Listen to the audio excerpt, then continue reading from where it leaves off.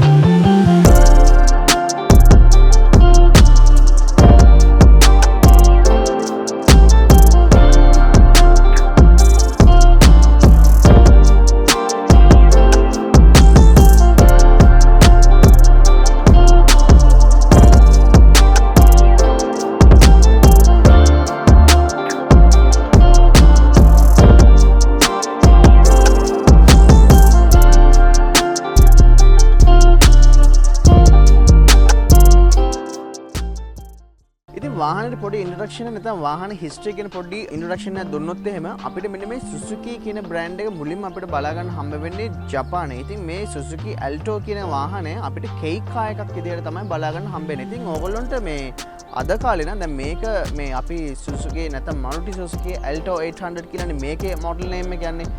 හැබැයි අපිට Suzuki Alto කියලා ජැපනීස් version එකකුත් අද කාලේ නම් බලා ගන්න පුළුවන්. ඒක කේක් කාර් එකක් විදියට නැත්නම් 660 cc කාර් එකක් විදියට තමයි අපිට බලා ගන්න හැකියාවක් හම්බ වෙන්නේ. ඉතින් මේ මෙන්න මේ කියන කාර් එක 1979 ඉඳන් ජෙනරේෂන්ස් 9ක් පුරාවට අපිට බලා ගන්න හැකියාවක් හම්බ වෙලා තිනවා. මුලින්ම මේ Suzuki Frontier කියන කාර් එකකින් තමයි මෙන්න මේ මොඩල් එක ඩිරයිව් වෙලා මේ මොඩල් එක නේ අතනක මුලින්ම Alto කියන එක ඩිරයිව් වෙලා එන්නේ. ඉතින් මේ Alto කියන නමට හම්බ වෙච්ච මේ ස්පෙෂල් පොපියුලාරිටි එක සහ ගොඩක් ෆේමස් වෙච්ච හින්දා 1988න් පස්සේ මෙන්න මේ Frontier කියන නම සම්පූර්ණයෙන්ම අයින් කරලා Alto කියන නමින් තමයි මේගොල්ලෝ අදටත් මාකට් එකේ අපිට බලා ගන්න හැකියාවක් හම්බ වෙන්නේ. ඉතින් මෙන්න මෙහෙම ජෙනරේෂන් එකට ඇවිල්ලා 1998 2000 වෙනකොට අපිට මේ Suzuki Alto එකේ පස්වෙනි ජෙනරේෂන් එක බලා ගන්න හැකියාවක් හම්බ වෙනවා.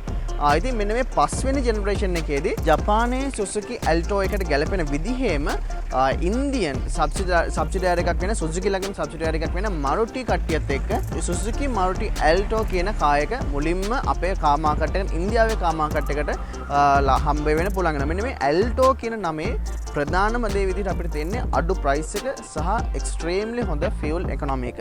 ඉතින් මෙන්න මේක මේ 1970 ගණන් වල ඉඳන්ම මේගොල්ලෝ අපිට මෙන්න මේ වාහනේ මෙන්න මේ නමත් එක්ක අරගෙන දෙන්න පුළුවන් කමක් දීලා තිබ්බා. ඉතින් මෙන්න මේ ඉන්දියාවේ 2000න් පස්සේ බලා ගන්න පුළුවන් වෙච්ච ඇල්ටෝ එකෙත් අපිට ජෙනරේෂන්ස් දෙකක් මේන්ලි බලා ගන්න හැකියාවක් හම්බ වෙලා තියෙනවා. ඉතින් මේ 2000 දී පටන් ගත්ත පළවෙනි ජෙනරේෂන් එකේදී අපිට හම්බෙන්නේ 800cc එන්ජින් එකක් තියෙන ඇල්ටෝ එකක්. ඉතින් ඒකෙම සෙකන්ඩ් ජෙනරේෂන් එක විදිහට මෙන්න මේ කාර් එක 2012 දී අපිට හම්බෙනවා. මේකේ මේ ෆස්ට් ජෙනරේෂන් එක 2000 දී අපිට ආවිලා තියෙන මේ පස්වෙනි ජෙනරේෂන් එකේ ප්ලැට්ෆෝම් එක උඩම තමයි බිල්ඩ් වෙන්නේ. ඒතකොට හරියට බැලුවොත් එimhe ජැපනීස් එකයි ඉන්දියන් එකේ වෙනසක් ඇත්තටම නෑ වගේ අපියරන්ස් එකෙන් සහ ඒකේ හැවිදලා තියෙන ස්ට්‍රක්චර් එකෙන්. හැබැයි මේ 2012 පස්සේ ආපු මෙන්න මේ සෙකන්ඩ් ජෙනරේෂන් එකේ ඇල්ටෝ එක ඒකට ගැලපෙන ඒ ප්ලැට්ෆෝම් එක උඩම හැදිච්ච හැබැයි වෙනම ක්‍රියා කරන වාහනයක් නැත්තම් වෙනම ඉන්න ඇල්ටෝ එකක් නැත්තම් කාර් එකක් විදිහට තමයි මාකට් එකට බලා ගන්න හැකියාවක් හම්බ වෙන්නේ. මේ ඇල්ටෝ කියන නම සෑහෙන ප්‍රසිද්ධ වුණා ඉන්දියාවේ. අදටත් වැඩිපුරම සෙල් වෙන වාහනය වෙලා තියෙන්නේ මෙන්න මේ Suzuki Alto එකෙන්. සාමාන්‍යයෙන් 1 මිලියන් යුනිට්ස් වලටත් වැඩිය මේ වෙනකොට Suzuki Alto අපේ ලෝකේ බලා ගන්න හැකියාවක් හම්බෙලා තියෙනවා. ඉතින් මේක මේ ඉම්පෝර්ට් මාකට් එකට සහ ජපනීස් ඉන්දියන් මේ හැම මාකට් එකකටම ඩිරයිව් වෙච්ච වෙනස් වෙච්ච විදිහේ ට්‍රිම්ස් කේපෙම බලා ගන්න පුළුවන්. ඉතින් මේකේ මේ 2012න් පස්සේ ආපු මෙන්න මේ කාර් එකට සාමාන්‍යයෙන් අපිට 2016 17 විතර පස්සේ මට මතක විදිහට ෆේස් ලිෆ්ට් එකක් අපිට බලා ගන්න හැකියාවක් හම්බෙලා තියෙනවා. මීට වඩා චුට්ටක් හොඳ විදිහේ වාහනයක් අපිට බලා ගන්න පුළුවන් හැකියාවකුත් එක්ක ඩිසයින් වයිස් සහ අනිකුත් දේවලුත් එක්ක. ඉතින් මේ ඊට අමතරව ලංකාවේ තියෙන සිටුේෂන් එකට ආවොත් එහෙම අපිට සාමාන්‍යයෙන් අපි හැමෝම දන්න විදිහේ අඳුරන විදිහේ දැකලා පුරුදු විදිහේ වාහනයක්. ඉතින් මේකෙත් අපිට LXi කියලා සහ VXi කියලා මොඩල්ස් දෙකක් මේන්ලි බලා ගන්න පුළුවන්. හැබැයි ලංකාවේ 99%ම අපිට බලා ගන්න හැකියාවක් හම්බ වෙන්නේ මෙන්න මේ කියන LXi කියන මොඩල් එක. ඉතින් මේ අර කියන අඩු මුදල සහ ලොකු ෆියුල් කන්සම්ප්ෂන් එක කියන මෙන්න මේ ප්‍රධාන මාතෘකා දෙක උඩ හැදිලා තියෙන මෙන්න මේ ඉන්දියන් ඇල්ටෝ එකේ අපි බලමු මොන වගේද වැඩ කටයුතු ටික තියෙන්නේ කියලා, මොන වගේ ඔප්ෂන්ස් ද අපිට හම්බෙලා තියෙන්නේ. මේක ඕගොල්ලෝ අද මාකට් එකේ ගෙවන මුදලට වටිනාකමක් දෙන විදිහේ වාහනයක්ද කියලා ඒ ඔක්කොම ගැන අපි හරියට කතා කරන්න පටන් ගමු. ඉතින් ඊට කලින් මම කියන්න ඕනේ මේක එක්කම තව K10 කියලා කාර් එකක් ආවා. ඒක 1 ලීටර් 1000cc ඇල්ටෝ එකක්. ඉතින් ඒකෙත් මේ වගේම ස්ට්‍රක්චර් එකක් තියෙන. හැබැයි ඒක එන්ජින් එක ටිකක් හොඳයි. ඉතින් ඊට වඩා මේකට කලින් ආපු නැත්තම් මෙයා සක්සෙසර් කෙනෙක් වෙන Maruti එක Suzuki Maruti කියන එක අපි දන්නවා Maruti 800 කියන එක. ඉතින් ඒකෙදි අපිට මේකේ ලොකුම වෙනස්කම වුණේ මෙන්න මේ අපියරන්ස් වලට අමතරව මේකේ අපිට 5 forward manual gear එකක් gear transmission එකක් තියෙන manual transmission එකක් තමයි අපිට හම්බෙන්නේ. ඒකේ හම්බුනේ 4 speed. ඉතින් ඊට අමතරව power steering සහ මේකට අයිති වෙලා තියෙන තවත් option කීපයක්ම තියෙනවා. ඉතින් අපි සුපුරුදු පරිදි මුලින්ම engine bay එකේ තියෙන engine එක ගැන කතා කරලා වාහනේ රවුමක් දාලා ඊට පස්සේ වාහනේ drive කරලා බලමු මේ කියන විදිහේ අපේ දුප්පතාගේ මේ අලුත් ලංකාවේ දුප්පතාගේ හිතවතා මේ කියන ගානට ඇත්තටම වටිනාකමක් දෙනවද කියලා. ඉතින් මෙන්න මේ විදිහට තමයි අපිට මේ වාහනේ එන්ජින් එක බලා ගන්න හැකියාවක් හම්බ වෙන්නේ. ඉතින් බොහොම බේසික් විදිහට බලා ගන්න පුළුවන්. ඉතින් අපිට 800cc inline 3 natural aspirated engine එක තමයි හම්බෙන්නේ. ඉතින් 40.3 brake horsepower generate කරන්න සහ 60 Nm torque එක 3500 rpm එකේදී generate කරගැනීමේ හැකියාවක් මෙන්න මේ එන්ජින් එකට හම්බෙලා තියෙනවා. ඉතින් ඒ වගේම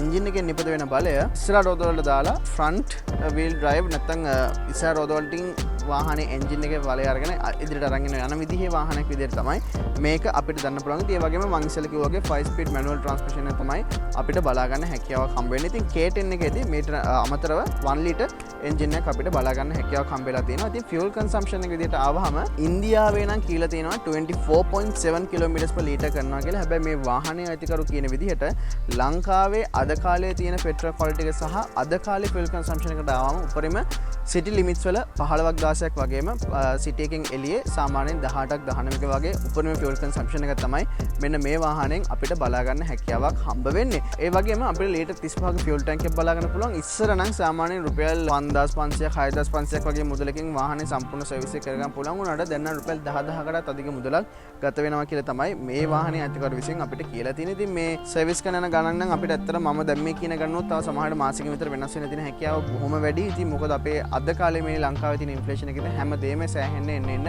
උඩට යන හින්දා. ඉතින් ඔන්න ඔය වගේ දේවල් ටිකක් තමයි අපිට මේන්ලිම වාහනේ performance ගැන කතා කරන්න තියෙන්නේ. අපි දැන් රවුමක් කරලා කියලා බලමු වාහනේ මොන වගේද අපිට තියෙන options සහ මොන වගේ look එකක්ද appearance එකක්ද තියෙන්නේ කියලා. ඉතින් මෙන්න මේ වගේ තමයි exterior ගැන කතා කරන්න තියෙන්නේ. මම හිතන්නේ මට නම් ඇත්තටම කතා කරන්න දෙයක් නැහැ. මේ තියෙන හැම curve එකම, මේ තියෙන හැම light එකම, මේ තියෙන හැම චූටි දෙයක්ම අපිට බොහොම ගොඩ කාලෙක ඉඳන් ඇහැට දැකලා පුරුදු දේවල්. ඉතින් ඒ හින්දා මම හිතන්නේ මම මේකක් කියන එක ඇත්තටම අවශ්‍යතාවයක් ඇති වෙන්නේ නැහැ. හැබැයි මේ රිවිව් එකේ මම කරන්න ඕනේ හින්දා අපිට මෙන්න මේ වගේ හැලජන් ලයිට්ස් එක මෙන්න මේ වගේ තමයි ලයිට් එක හම්බ වෙලා තියෙන්නේ. ඉතින් අපිට මෙන්න මෙතනින් අපේ ඉන්ඩිකේටර් ලයිට්ස් හම්බ වෙලා තියෙනවා වගේම ඇතුලෙන් තව පාකින් ලයිට් එකක් හම්බ වෙලා තියෙනවා. ඉතින් අපිට ෆොග් ලයිට්ස් එහෙම මුකුත් හම්බෙන්නේ නැහැ. ඉතින් මුලින්ම මතක් කරන්න ඕන දෙයක් තමයි මම අර කියන වගේ මේ වාහනය අපි මුලින්ම ගන්න හදන රෝද 4ක සැප විඳින්න try කරන පළවෙනිම ස්ටෙප් එක. ඉතින් මේකෙදි අපි බලන්නේ මේකේ height control තියනවද, මේකේ soft close තියනවද, මේකේ massage seats තියනවද,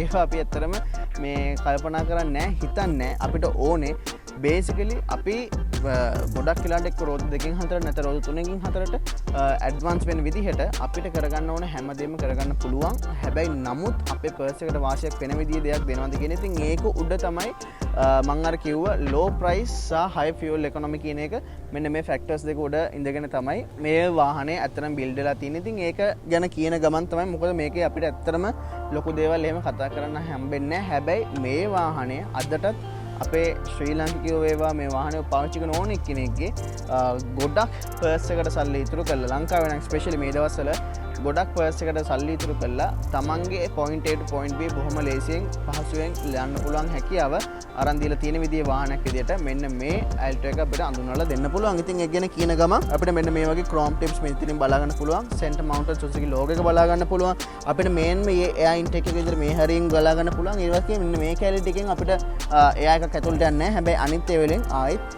අපිට මෙන්න මේ වගේ air intakes විදිහට ගන්න පුළුවන්. මෙන්න මේ විදිහේම grill එකක් එක්ක අපිට හම්බ වෙලා තියෙනවා. ඉතින් ඒත් එක්කම අර වාහනේ පුංචි අර ස්පෝර්ටි ගතියක් ගන්න ලස්සනක් ගන්න නිකන් ෆ්ලැට් හුඩ් එකක් නැතුව මෙන්න මේ වගේ ලස්සන කර්ව්ස් දෙකකින් අපිට ඒක හම්බ වෙලා තියෙනවා. ඉතින් එන ෆ්ලෝ එක මෙන්න මේ විදිහට එළියට අරන් යන්න පුළුවන් වෙන විදිහට. ඉතින් ඒත් එක්කම අපි වාහනේ සයිඩ් විව් එක ගැන කතා කරන්න පටන් ගමු. ඉතින් සයිඩ් විව් එකට ආවහම අපිට power mirrors හම්බ වෙන්නේ නැහැ. ඒකට ඇතුලෙන් පොඩි joysticks වගේ දෙයක් තමයි තියෙනවා. මම ඒක ඇතුළට ගියම් පෙන්නන්නම්. ඉතින් මේ ඒ වගේම අපිට wing mirrors හම්බෙන්නේ නැහැ. ඒ හින්දා අපිට fender එකේ මෙන්න මේ වගේ light එක බලා ගන්න හැකියාවක් හම්බෙලා තිනවා. 12 inch wheels හම්බෙලා තියෙන්නේ 4.6 meters වගේ turning radius එකක් තියෙනවා. අපි බලමු මම කොළඹ ඉන්නේ. අපි කොළඹ ස්ට්‍රීට් පාරවල යනකොට කොහොමද අපිට තියෙන comfort එක සහ මොන වගේ driving experience එකක්ද අපිට බලා ගන්න හම්බ වෙන්නේ කියලා. ඉතින් මෙන්න මේ වගේ plastic wheel cups තමයි අපිට බලා ගන්න හැකියාවක් හම්බ වෙන්නේ.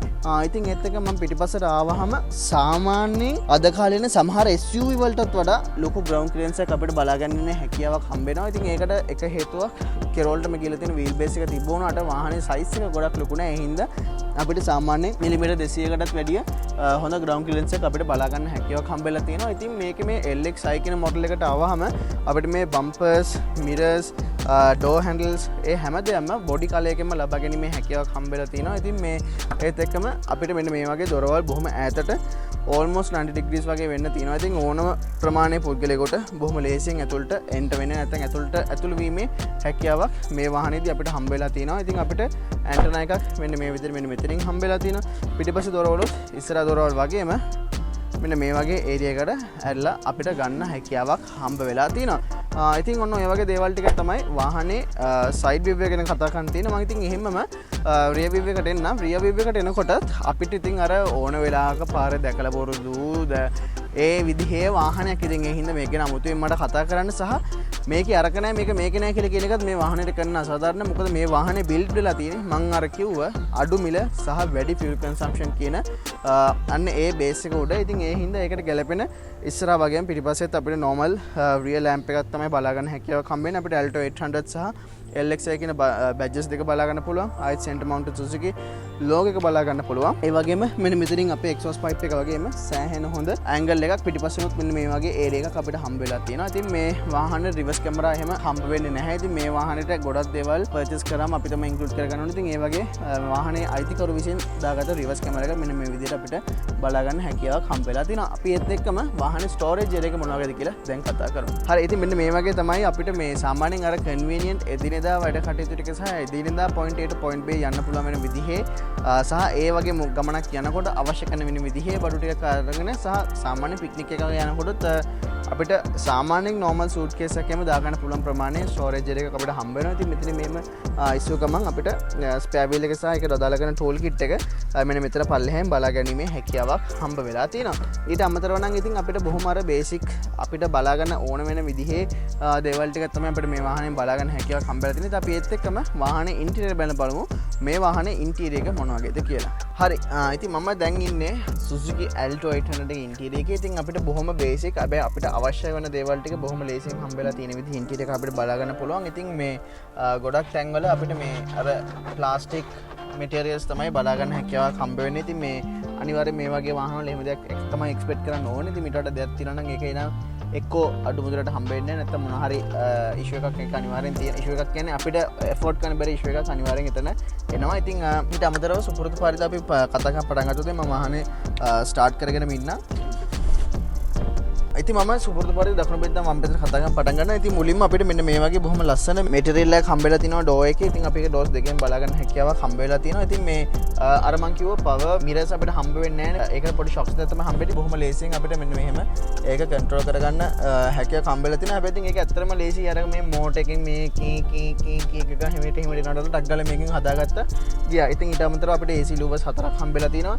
මේක අපිට රොටේට් කරන සහ මෙන්න මේ විදිහට ඇඩ්ජස්ට් කරගැනීමේ හැකියාවක් හම්බෙලා තිනවා. ඒ වගේම මෙන්න මේ වගේ සෙන්ටර් ලූවර්ස් දෙකකුත් අපිට බලා ගන්න හැකියාවක් හම්බෙලා තියෙනවා. ඉතින් මේ මැද්දෙන් අපිට ස්පීඩෝමීටර් එක බලා ගන්න හැකියාවක් හම්බෙලා තියෙනවා. ඊට පල්ලෙහෙන් පුංචි ස්ක්‍රීන් එකක් තියෙනවා. අපිට ෆියුල් කන්සම්ප්ෂන් එක සහ මයිලේජ් එක සහ අනිකුත් බේසික් දේවල් ටික බලා ගන්න පුළුවන් වෙන විදිහට. ඉතින් ඒත් එක්කම මෙතනට ආවෙන් පස්සේ අපේ ටිපිකලි කියන ටච් AC කියලා කියන මෙන්න මේ බටන් තියෙන AC පැනල් එක බලා ගන්න හැකියාවක් හම්බෙලා තියෙනවා. ඉතින් මේ අපිට බොහොම ලේසියෙන් මෙතනින් බ්ලෝවර් එක බලා ගන්න පුළුවන්. ඊට පස්සේ අපේ මොඩ් එක සහ කූලර් සහ හීටර් දෙකම ඔප්ෂන්ස් දෙකමත් එක්ක මෙන්න මේ විදිහට ඒ පැනල් එක බලා ගන්න හැකියාවක් හම්බෙලා තියෙනවා. ඉතින් එතනින් පල්ලෙහාට අපිට මේ වාහනේ සෙටප් එකක් හම්බෙන්නේ නැහැ. වීව් කැමරා එකක් හම්බෙන්නේ නැහැ. ඉතින් ඒ ඔක්කොටම අදාළ දේවල් තමයි මේ තැන් වලින් බලා ගන්න හැකියාවක් හම්බෙලා තියෙනවා. ඊට අමතරව මෙන්න මෙතනින් මෙන්න මේ වගේ කාගෝ එයර් එකක් බලා ගන්න පුළුවන්. තවත් ලොකු ඉඩ ප්‍රමාණයක් මෙතනින් බලා ගන්න පුළුවන්.